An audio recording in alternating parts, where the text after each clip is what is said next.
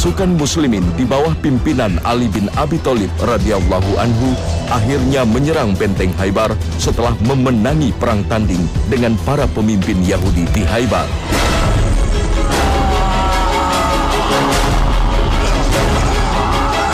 Kaum Yahudi hanya melakukan perlawanan dari dalam benteng tanpa melakukan perlawanan di lapangan terbuka. Hingga akhirnya kaum muslimin berhasil mendobrak pertahanan terakhir kaum Yahudi di benteng-benteng kokoh di Khaybar, lembah Oasis, sekitar 150 km dari kota Madinah. Inilah perang yang kemudian dikenal dengan Perang Khaybar pada tahun 7 Hijriah. Perang Khaybar inilah yang kelak menjadi momentum dan semboyan kaum muslimin yang mematahkan mitos kekuatan dan kehebatan kaum Yahudi. Di Khaybar sendiri, nyaris tidak ada perlawanan yang berarti yang besar. Jauh ketika kita bandingkan dengan muslimin saat berhadapan dengan kafir Quraisy. Muslimin berhadapan dengan pasukan-pasukan Arab Badui, berbeda sekali. Ada perang yang sangat sengit, tapi dengan Yahudi tidak. Itu menunjukkan betul bahwa mereka tidak akan memerangi kalian kecuali dari balik tembok atau dari sebuah wilayah yang sangat terjaga keamanannya. Dan mereka sangat takut. Maka sampai hari ini pun itu karakter mereka. Mereka akan membuat keamanan itu berlapis. Karena ketakutan yang luar biasa. Dan hanya dengan batu-batu yang dilemparkan oleh hanya anak-anak kecil, maka mereka bisa lari terbirit-birit dengan padahal mereka membawa senjata lengkap. Ketika ada suara roket lewat di atas kepala mereka, bahkan jauh tidak mengenai mereka. Mereka, bahkan tentara mereka lari sambil menangis masuk ke dalam lubang-lubang. Begitu takutnya. Bandingkan dengan masyarakat muslim. Bahkan kita saksikan hari ini di Gaza yang terkepung. Mudah-mudahan Allah SWT mengembalikan kemuliaannya. Ketika bahkan roket berjatuhan, suara bom di sana sini, anak-anak kecil Palestina bermain bola dengan sangat biasa. Anak itu, lihat mereka, beda, sangat jauh berbeda. Bahkan anak kecil mereka sangat biasa. Kota Madinah yang sebelumnya bernama Yasrib telah dihuni banyak suku-suku Yahudi yang hijrah dari arah utara atau Syam. Mereka menetap di dua wilayah subur, Madinah dan Khaybar. Mereka tinggal di dua wilayah ini bukan tanpa alasan. Dua wilayah ini, Madinah dan Khaybar, untuk menyongsong datangnya seorang nabi akhir zaman sebagaimana disebutkan dalam kitab Taurat. Khaybar dan Madinah merupakan dua kawasan yang secara geografis mirip dengan ciri-ciri tempat yang disebut dalam kitab Taurat sebagai tempat munculnya Nabi akhir zaman. Ya ma'asyara Yahud, ya bani Quraidah wal Nadir wa Qainuqa, fa inni innama qadimtu hadhihi al-baldah antadhiru khuruj nabiyyin qad adalla zamanuh. وهذه البلدة يثرب مهاجره فكنت أرجو أن يبعث فأتبعه وقد أضلكم زمانه فلا تسبقن إليه يا معشر يهود. Aslinya, sebenarnya mereka yang saat itu adalah bangsa yang tertindas, bangsa yang lemah. Mereka sedang menunggu kehadiran Nabi yang terakhir.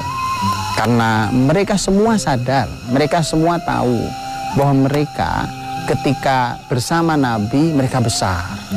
Bersama Nabi mereka memimpin. Lihatlah saat mereka bersama Nabi Yusuf, lihatlah saat mereka bersama Nabi Musa. Kita lihat bagaimana kebesaran mereka. Tetapi sayangnya, datang Nabi, mereka musuhi. Datang Nabi, bahkan mereka bunuh. Inilah bangsa aslinya, bangsa Yahudi aslinya. Tetapi saat mereka sedang jatuh, siapa yang mereka cari? Nabi. Maka ketika mereka tahu akan hadir Nabi yang terakhir, maka dan itu tercatat dengan lengkap dalam kitab suci mereka. Ciri Nabinya secara fisik bahkan secara akhlak, ciri tempat yang akan membesarkan dakwah Nabi yang terakhir, maka mereka cari. Di antara cirinya adalah bahwa kota yang akan membesarkan Nabi SAW dengan dakwahnya itu adalah sebuah kota yang banyak pohon kormanya dan diapit oleh dua harroh, yaitu dua tanah berlapang yang berbatu hitam lancip-lancip.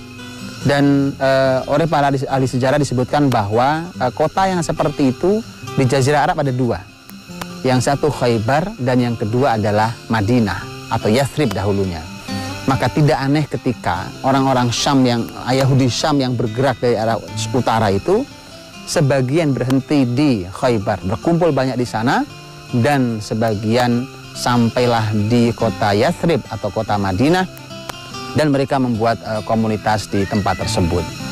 Nah, orang-orang Yahudi yang ada di kota Madinah itu dengan yang di Khaybar sekalipun, aslinya mereka menunggu kehadiran Nabi yang terakhir. Iqra bismi rabbika allazi khalaq. Ya ma'syara Quraisy, Muhammadun Rasulullah sallallahu alaihi wasallam. Namun saat Muhammad sallallahu alaihi wasallam diangkat menjadi Rasul utusan Allah di Mekah, lalu hijrah ke Madinah, kaum Yahudi Madinah justru mengingkarinya.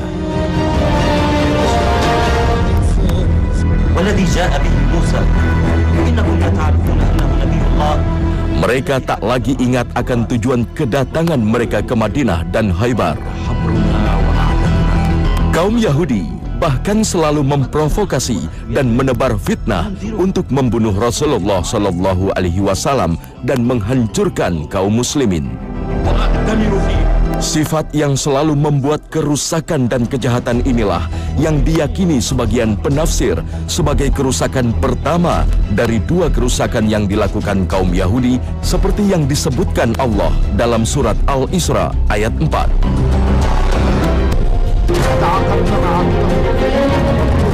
Rasulullah Shallallahu Alaihi Wasallam justru menyikapi mereka dengan lembut dan mengajak berdamai, hidup berdampingan dengan kaum muslimin di kota Madinah untuk saling melindungi dan mempertahankan Madinah dari musuh yang tertuang dalam piagam Madinah. Namun sifat dengki, khianat dan dusta mendorong mereka kembali memusuhi kaum muslimin. Mereka kembali membuat kerusakan.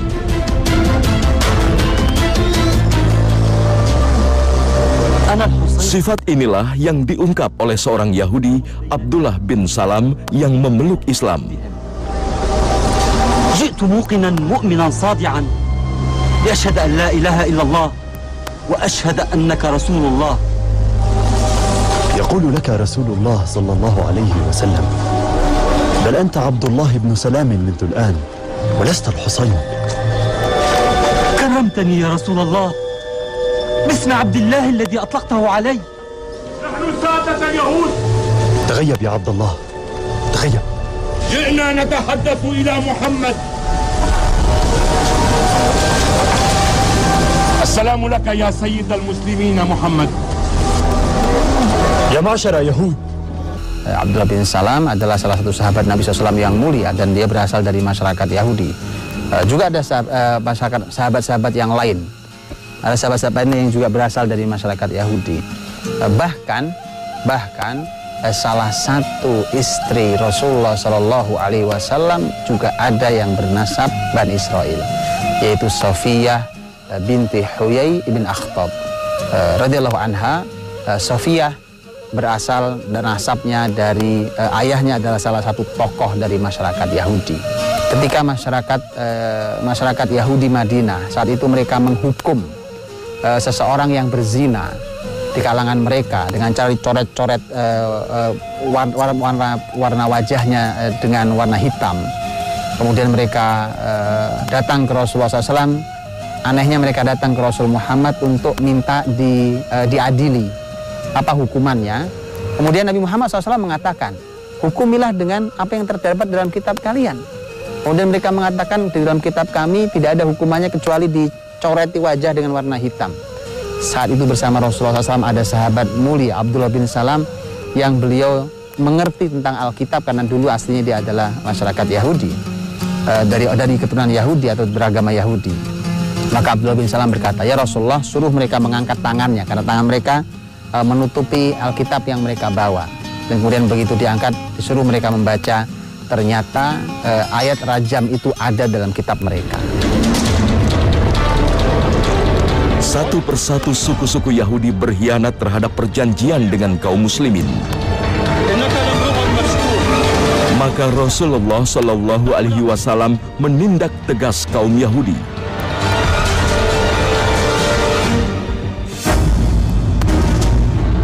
Yahudi Bani Koinuko yang pertama kali berkhianat terpaksa menyerah setelah kaum muslimin mengepung mereka.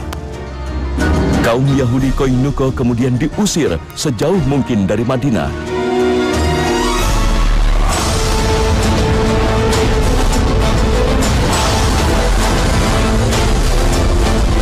Namun pengkhianatan kembali diikuti Yahudi suku Bani Nadir hingga mereka harus mengalami nasib yang sama dengan Yahudi Bani Koinuko.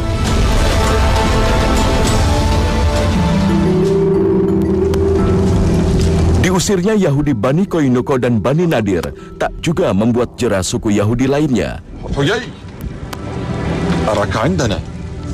Yahudi Bani Quraizoh pun berkhianat. Mereka mendatangi kaum Quraisy Mekah, memprovokasi mereka untuk menyerang Madinah. يا أبا سفيان فما يريده محمد أبعد من ذلك بكثير. هو لا ينظر إلى مكة ويثرب فحسب، بل ينظر إلى الشام والعراق ومصر. أتقاتلون معنا يا حيي؟ أجل نقاتل، ولهذا جئتكم. إذن فأبشر، هيا لأجهزن له حملة أولها في مكة وآخرها في يثرب.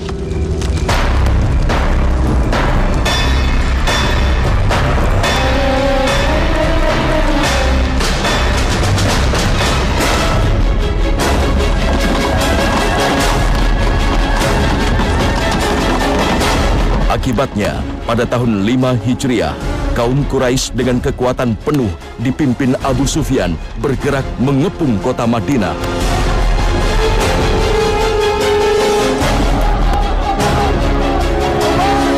Kaum muslimin terdesak.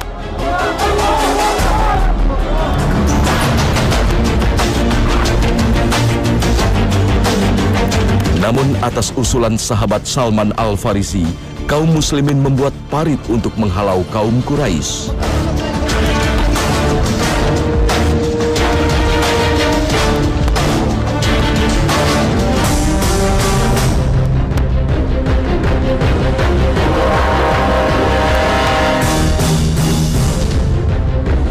Inilah perang yang kemudian dikenal sejarah dengan Perang Hondak atau Perang Parit. Al-Quran bahkan mengabadikannya dengan sebutan Al-Ahzab hingga menjadi salah satu surat dalam Al-Quran.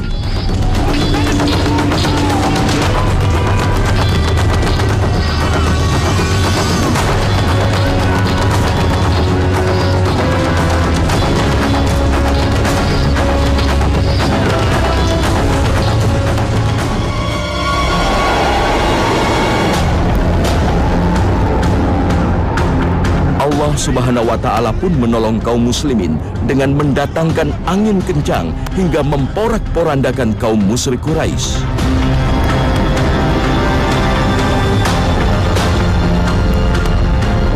Yang menjatuhkan hukuman sebenarnya adalah teman mereka sendiri. Di masa lalu Yahudi akrab dengan orang-orang pemimpin-pemimpin Arab Madinah, Aus dan Khazraj. Dan di antara pemimpin Madinah adalah sahabat mulia Sa'ad bin Mu'adz radhiyallahu anhu, dan Sa'ad bin Mu'adz lah yang memberikan hukuman bahwa khusus Yahudi Bani Quraizoh karena pengkhianatan mereka lebih bahaya dan lebih besar, maka diberikan hukuman mati. Maka disebutkan bahwa 600 atau 700 Yahudi Bani Quraizoh dihukum mati. Lihat, ini sirah nabawiyah. Ini bukan sejarah kejam, bahwa dengan cara itulah maka bumi aman. Hanya dengan mengamankan 600 orang, 700 orang, maka bumi aman, tentram, makmur. Daripada kemudian kita hanya sekedar berbicara tentang masalah asasi manusia, kemudian tidak pernah nyaman kehidupan manusia, mana yang dipilih?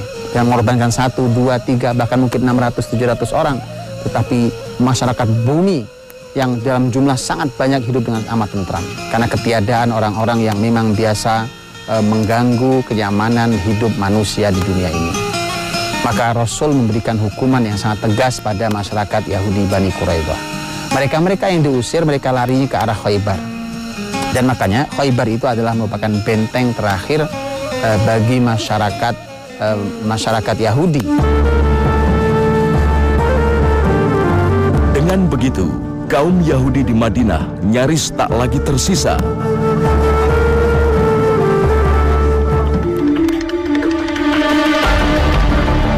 Kini yang tersisa hanyalah di kawasan Khaybar, 150 km dari Madinah. Disinilah pusat kekuatan kaum Yahudi. Mereka berlindung di benteng-benteng kokoh yang sulit ditundukkan. Bahkan pasukan Romawi pun tak sanggup menaklukkan benteng-benteng Yahudi terbesar di Jazirah Arab ini.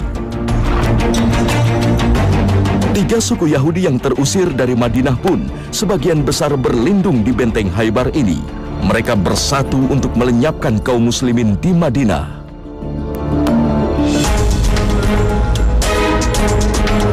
Kaum muslimin kemudian bergerak ke Khaybar yang ditempuh selama 3 hari dari kota Madinah. Karena pentingnya perang ini, Rasulullah Shallallahu Alaihi Wasallam sendiri yang memimpin pasukan muslimin.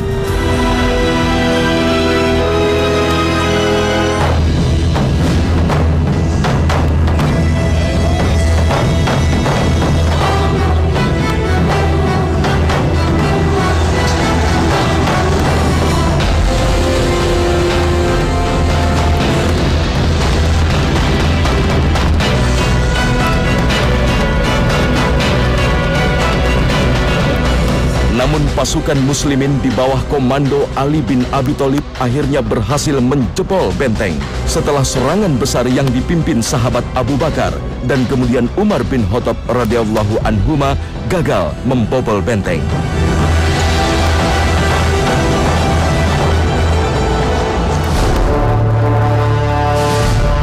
Khaybar diserahkan pada muslimin.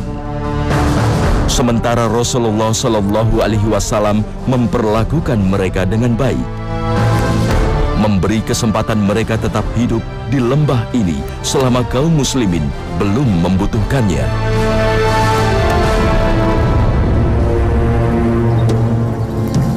Meski kondisi kalah pun, upaya membunuh Rasulullah Shallallahu Alaihi Wasallam tetap dilakukan kaum Yahudi.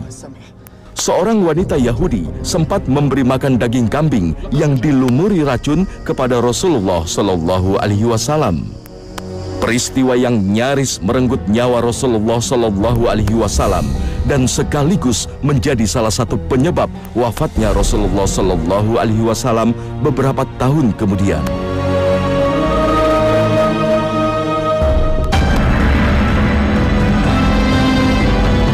Pada masa kekhalifahan Umar bin Khattab, kaum Yahudi di Khaybar kemudian diperintahkan meninggalkan negeri ini untuk selama-lamanya. Inilah yang mengawali kawasan Madinah dan sekitarnya bersih dari kaum Yahudi. Mereka kemudian berkelana ke negeri-negeri lain dan membentuk komunitas-komunitas sendiri di negeri itu.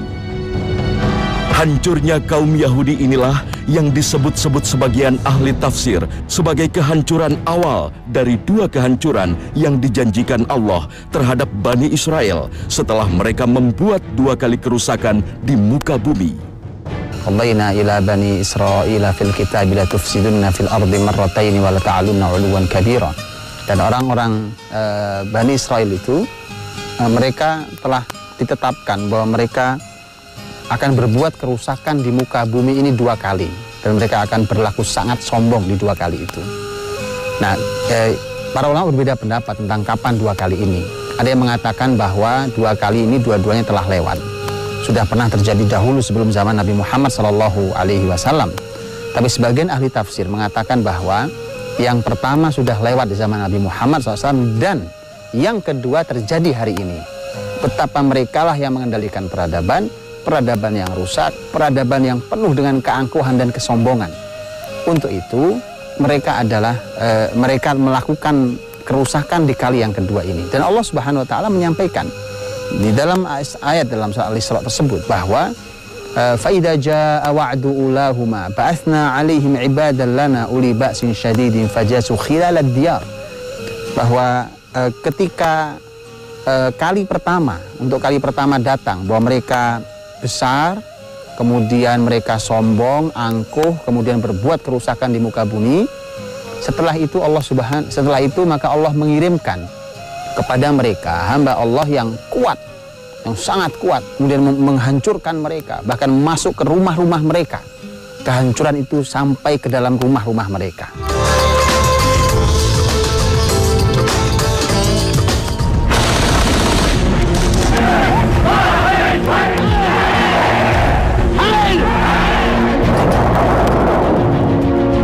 Perang Dunia menjadi titik awal bagi kaum Yahudi untuk kembali bersatu. Melalui Inggris, kaum Yahudi yang terpencar di seluruh negeri kembali mendapat angin. Mereka mendapatkan kesempatan untuk kembali berkumpul di Palestina, negeri yang disebut-sebut mereka sebagai negeri yang dijanjikan.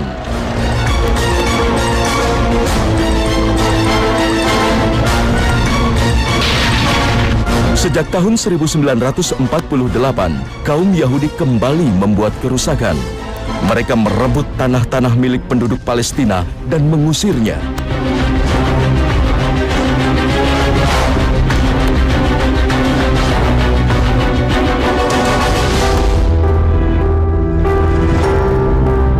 Mereka membangun tembok-tembok tinggi untuk memisahkan wilayah mereka dengan penduduk yang masih bertahan.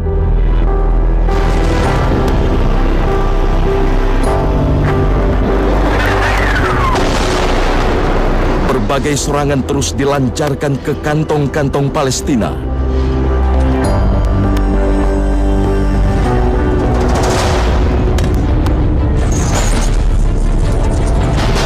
Hingga kini, Palestina terus dihantui oleh tindakan-tindakan tidak manusiawi pihak Israel. Entah sampai kapan semua ini berlangsung, namun janji Allah pasti akan datang. Kehancuran kedua, sebagaimana dijanjikan Allah Subhanahu wa Ta'ala terhadap Bani Israel pada surat Al-Isra, pasti akan tiba. Janji bersyarat yang ditetapkan Allah Subhanahu wa Ta'ala kepada para hambanya.